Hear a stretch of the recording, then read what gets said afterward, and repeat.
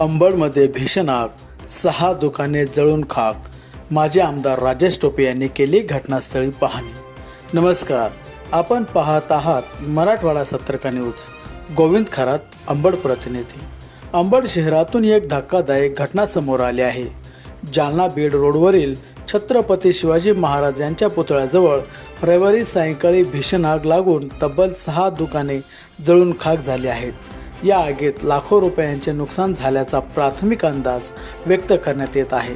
सायंकाळी सुमारे 6 वाजण्याच्या सुमारास आग लागली आणि काही क्षणातच तिने रौद्र रूप धारण केले.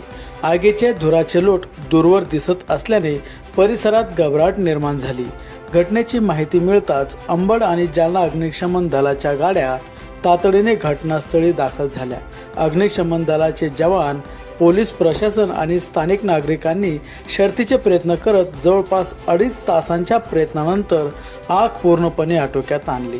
घटनेची माहिती मिळताच माजी आरोग्य मंत्री राजेश टोपे यांनी घटनास्थळी भेट देऊन नुकसानग्रस्त दुकानदाराची विचारपूस केली.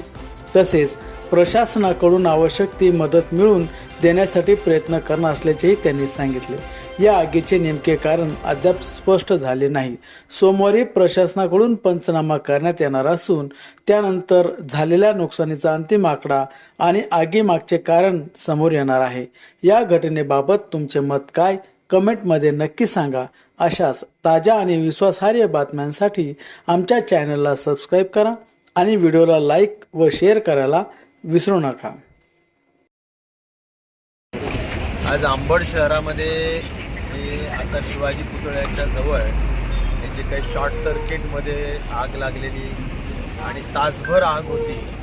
त्या शॉर्ट सर्किटच्या आगीमुळे खास करून गादी घराला लागलेली आग, त्याच्या बाजूला ऑटोमोबाईल आणि ऑइलचे ड्रम होते, त्या सगळ्यांनाच ज्वलनशील असल्यामुळे मोठ्या पद्धतीनं त्याला आगीच्या विळख्यात ते सगळं गेलं आणि आजूबाजूला जवळजवळ 5 ते 6 दुकानं हे सगळे पूर्ण भस्मसात झाले.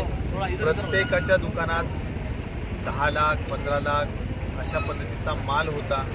हातावर पोट भरणारे लोक आहेत, इन्शुरन्स काढलेले नाही आहेत आणि त्यामुळं त्यांचं खूप मोठं नुकसान आज झालेलं आहे. कायदेशीर म्हणावं तर कुठलीच त्यांना आधार या दृष्टिकोनातून देता येऊ शकणार नाही आणि म्हणून जरूर मी जे काही पोलीस पंचनामा आणि झालेलं नुकसान आहे त्याच्या बाबतीतलं एक व्यवस्थित निवेदन तयार करून पोलीसच्या पंचनाम्याचा आणि फोटोंचा आधार घेऊन निश्चित प्रकारे तहसीलदार आणि माननीय कलेक्टर यांच्या शिफारस पत्राच्या अनुषंगाने आपल्याला माननीय मुख्यमंत्री महोदयांना या संबंधात काही ना काही मदत करावी असा आपल्याला प्रयत्न करणं गरजेचं आहे. कारण हातावर पोट भरणारे हे लोक आहेत आणि त्यांना